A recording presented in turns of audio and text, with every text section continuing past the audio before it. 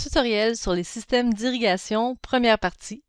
Représenter les zones d'irrigation sur votre plan de jardin. Il est préférable de dessiner son plan d'irrigation après avoir défini son plan de végétalisation. Aujourd'hui, j'ai pris comme exemple un potager, mais on procède de la même façon pour n'importe quel système d'irrigation. Identifier les zones qui nécessitent une irrigation. La première étape consiste à repérer les plantes qui ont des besoins en eau plus élevés ou qui sont susceptibles à la sécheresse. Dans le menu Plantes, utilisez les filtres suivants. Plantes avec un besoin élevé en eau, plantes qui sont implémentées cette année, donc tous les statuts d'implantation autres que in situ. Puis localisez les plantes filtrées à l'aide de la petite cible au jardin. Attention, mieux vaut faire vos recherches séparément, filtre par filtre, quand on veut voir toutes les plantes qui répondent à l'un ou à l'autre des critères. Pas seulement parmi les nouvelles implantations, celles qui ont un besoin élevé en eau. Une fois ces plantes identifiées, et en tenant compte des zones naturellement plus sèches ou plus humides, vous pouvez déterminer les secteurs qui nécessiteront une irrigation supplémentaire. Choisir et localiser les types de diffuseurs. Zenji a intégré une vaste gamme de diffuseurs, de tuyaux goutteurs, de boyaux suintants à notre bibliothèque d'icônes. Pour accéder à la bibliothèque, ouvrez le menu de droite Surface, sélectionnez Éléments graphiques, puis descendez jusqu'à la bibliothèque Irrigation.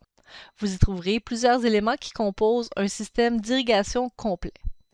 Dans la bibliothèque, on voit en gros une image qui permet de visualiser le composant et en bas, à droite, le symbole qui sera utilisé sur le plan.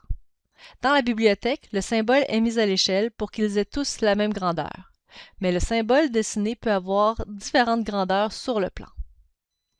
Dans un premier temps, on s'intéresse aux diffuseurs, c'est-à-dire goutteurs, microdiffuseurs, buses d'irrigation. Ces diffuseurs ont tous comme symbole une surface bleue qui représente la surface irriguée et un petit cercle qui représente la position du dispositif sur le terrain. Le petit cercle de position de tous les diffuseurs ont la même grandeur sur le plan. Plus il apparaît petit dans la bibliothèque et plus la surface irriguée par le diffuseur est grande.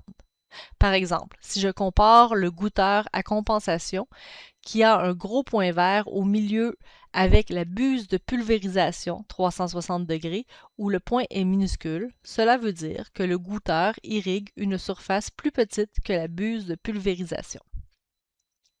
La plupart des surfaces sont circulaires, mais certaines peuvent avoir une surface non circulaire. En cliquant sur le i, vous obtenez une fiche descriptive contenant surface d'arrosage, consommation en gallons par heure, les règles de raccordement, les usages courants. Ajoutez les diffuseurs au plan. Si vous cliquez directement sur l'icône, en évitant le i, l'icône s'ajoute au plan. Il ne vous reste plus qu'à déplacer l'icône à l'endroit désiré. Comme n'importe quelle icône, vous pouvez la copier, la dupliquer. Seules les icônes non circulaires peuvent être orientées. Certains diffuseurs sont réglables. Il est possible que vous vouliez réduire la surface d'irrigation de certains diffuseurs afin de diminuer votre consommation d'eau pour les plantes qui en ont réellement besoin. Simplement utilisez les flèches en diagonale pour redimensionner ces icônes. Ajoutez vos propres icônes de diffuseurs. Si votre diffuseur n'est pas dans la bibliothèque, vous pouvez créer votre propre icône. Référez-vous à l'exercice 6.1c disponible dans les jardins modèles pour les instructions pas à pas. Choisir les tuyaux goutteurs et boyaux suintants. Parmi les tuyaux émetteurs, il y a principalement deux types, les tuyaux goutteurs et les boyaux suintants. Les deux systèmes offrent une surface d'irrigation linéaire d'environ un demi-pied de part et d'autre du tuyau. Ces tuyaux sont super appréciés car ils se déposent directement au sol et réduisent les pertes en eau dues à l'évaporation. Ici aussi, les deux systèmes présentent des avantages et inconvénients que vous pourrez étudier en détail avec les informations supplémentaires de leur icône dans la bibliothèque. Je vous en donne ici un résumé. Les tuyaux goutteurs sont plus robustes. Parfois avec compensation de pression, ils permettent une diffusion constante même dans les terrains légèrement en pente. Par contre, ils sont peu flexibles et difficiles à manipuler. Ils sont tout indiqués pour les potagers en planche et les aménagements rectilignes.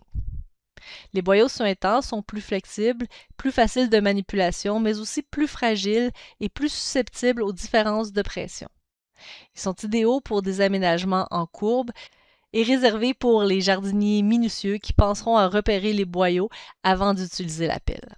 Représentez ces tuyaux émetteurs sur le plan de jardin.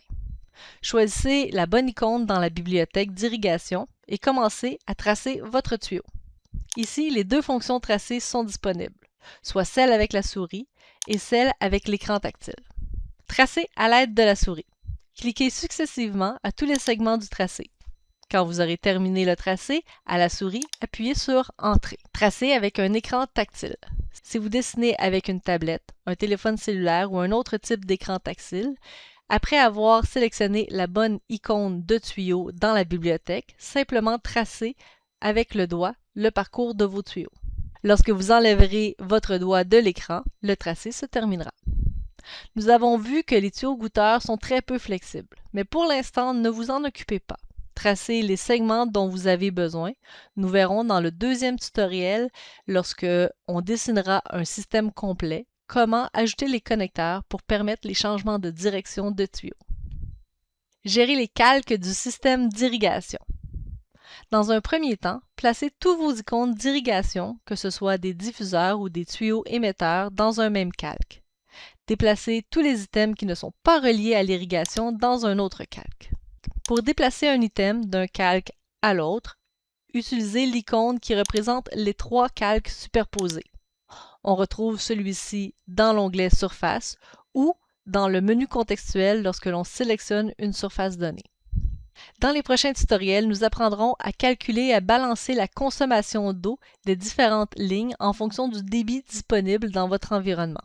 Nous allons également connecter nos diffuseurs dans un système complet et faire l'inventaire des pièces requises pour votre système d'irrigation. Visualiser et cacher la zone d'irrigation. Utilisez l'œil ouvert et fermé au niveau du calque d'irrigation pour afficher ou cacher la zone irriguée. Vous pouvez réactiver les calques au niveau des végétaux pour vérifier que toutes les plantes irriguées sont bien couvertes par votre système. Au besoin, complétez votre plan avec de nouveaux diffuseurs.